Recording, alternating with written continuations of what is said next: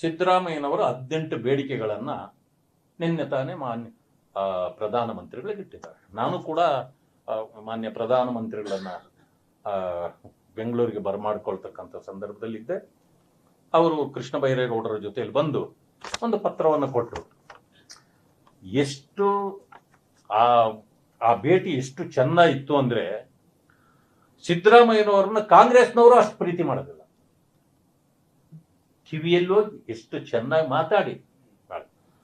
ರಾಹುಲ್ ಗಾಂಧಿ ಬಹುಶಃ ಯಾವತ್ತೂ ಈ ರೀತಿ, ಯಾಕಂದ್ರೆ ಡಿಸ್ಟೆನ್ಸ್ ಅವರೊಂಥರ ಈಕ್ವಿ ಡಿಸ್ಟೆನ್ಸ್ ಪಾರ್ಟಿ, ಅದು ಈಕ್ವಿ ಡಿಸ್ಟೆನ್ಸ್, ಎಲ್ಲರ ಹತ್ರ ದೂರ. ಯಾಕಂದ್ರೆ ಬಾಸಿಸಮ್ ತೋರ್ಸಕ್ಕೆ ಮೋದಿ ಅವರು ಈಸ್ ನಾಟ್ ಎ ಬಾಸ್.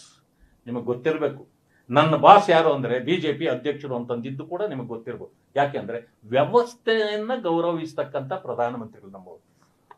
ಅದೇ ಮಾನ್ಯ ಮುಖ್ಯಮಂತ್ರಿಗಳು ಬಂದಾಗ ಎಷ್ಟು ಆತ್ಮೀಯತೆ, ಅವ್ರ ಜೊತೆಯಲ್ಲಿ ನಿಂತು ಮಾತಾಡಿ ಎಲ್ಲ ವಿಷಯಗಳಿಗೆ ಇಟ್ಕೊಟ್ರು. ಆದ್ರೆ ಸಿದ್ದರಾಮಯ್ಯವರು ಬೆಳಗ್ಗಿಂದ ಸಂಜೆವರೆಗೂ ನಿಂದಿಸೋದು ಯಾರನ್ನ? ಪ್ರಧಾನಮಂತ್ರಿಗಳು. ನೋಡಿ, ಅಷ್ಟು ನಿಂದಿಸಿದ್ರು ಕೂಡ ಅವರು ಎಷ್ಟು ಆತ್ಮೀಯತೆಯನ್ನ ಪ್ರದರ್ಶನ ಮಾಡಿದ್ರು. ಇದರಿಂದ ಸಿದ್ದರಾಮಯ್ಯನವರಿಗೆ ನಾಚಿಕೆ ನಿನ್ನೆ ಆಗಿರ್ಬೇಕು. ಇವತ್ತಿಂದ ಅವರ ಬಗ್ಗೆ ಕೆಟ್ಟದಾಗಿ ಪದಗಳನ್ನು ಬಳಕೆ ಮಾಡೋದನ್ನು ನಿಲ್ಲಿಸ್ತಾರೆ ಅಂತ ನಾನು ಅನ್ಕೊಂಡಿದ್ದೇನೆ. ಆದ್ರೆ ನಂದು ಒಂದು ಪ್ರಶ್ನೆ ಇದೆ. ನೀವು ದಲಿತರಿಗೆ ಅನ್ಯಾಯ ಮಾಡಿದ್ದೀರಿ, ಮೋಸ ಮಾಡಿದ್ದೀರಿ, ವಂಚನೆ ಮಾಡಿದ್ದೀರಿ.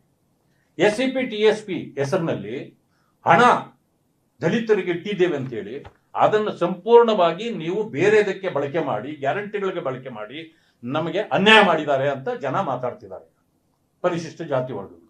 ಆ ಕಾರಣದಿಂದ ಏನು 18 ಇದನ್ನ ಹೇಳಿದ್ದೀರಿ ನೀವು, ಈ 18ಕ್ಕೂ ಮಾನ್ಯ ಪ್ರಧಾನಮಂತ್ರಿಗಳು ಏನು ಮನವಿ ಕೊಟ್ಟಿದ್ದಾರೆ ಮುಖ್ಯಮಂತ್ರಿಗಳು, ಅದನ್ನ ಪರಿಗಣಿಸಲಿ.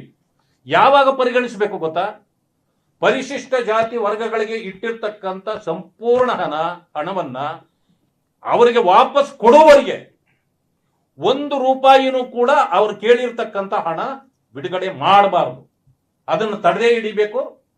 ದಲಿತ ಸಮುದಾಯಗಳಿಗೆ ಆಗಿರ್ತಕ್ಕಂಥ ಅನ್ಯಾಯವನ್ನು ಇವರು ಸರಿಪಡಿಸಿ ಅವರಿಗೆ ಕೊಡಬೇಕಾದ ಎಲ್ಲ ಹಣ ವಾಪಸ್ ಕೊಡುವವರೆಗೆ ಮಾನ್ಯ ಪ್ರಧಾನಮಂತ್ರಿಗಳಲ್ಲಿ ನಾನು ಮನವಿ ಮಾಡ್ತೇನೆ, ಯಾವುದೇ ಕಾರಣಕ್ಕೆ ಆ ಹಣ ಬಿಡುಗಡೆ ಆಗಬಾರದು. ಇದು ನಮ್ಮ ಈ ಪರಿಶಿಷ್ಟ ಜಾತಿ ವರ್ಗಗಳಿಗೆ ಬರಬೇಕಾದ ಹಣ ಇವರು ವಾಪಸ್ ಕೊಟ್ಟಿದ್ದೀವಿ ಸಹ, ನೀವು ಅವುಗಳನ್ನ ಪರಿಗಣಿಸಬೇಕು. ಇವತ್ತು ನೋಡಿ, ಕರೋನಾ ಇತ್ತು. ಕರೋನಾ ಸಂದರ್ಭದಲ್ಲಿ ಇವ್ರು ಏನ್ ಮಾಡಿದ್ರು? ಮೇಕೆದಾಟು ಮೇಕೆದಾಟು ಮೇಕೆದಾಟು ದಾಟಿದ್ದೇ ಇಲ್ಲ, ಅದು ಅಲ್ಲೇ ಉಳಿದೋಯ್ತು. ಯಾಕಪ್ಪ ದಾಟಿಸ್ಲಿಲ್ಲ?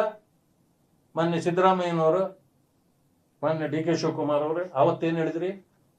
ಕರೋನಾ ಬಂದ್ರೂ ಕೂಡ ನೀವು ಮೆರವಣಿಗೆ ಮಾಡಿ, ನೀವು ರಾಜಕೀಯ ನಾಟಕ ಮಾಡಿ ವೋಟ್ ಬ್ಯಾಂಕ್ಗಾಗಿ ಅವತ್ತೇನು ಹೇಳಿದ್ರಿ?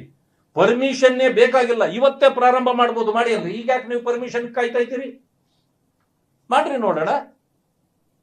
ಸುಳ್ಳುಗಳೇ ಏನ್ರಿ? ಕಾಂಗ್ರೆಸ್ ಅಂತಂದ್ರೆ ಇನ್ನೊಂದು ಹೆಸರು ಸುಳ್ಳೇನಾ?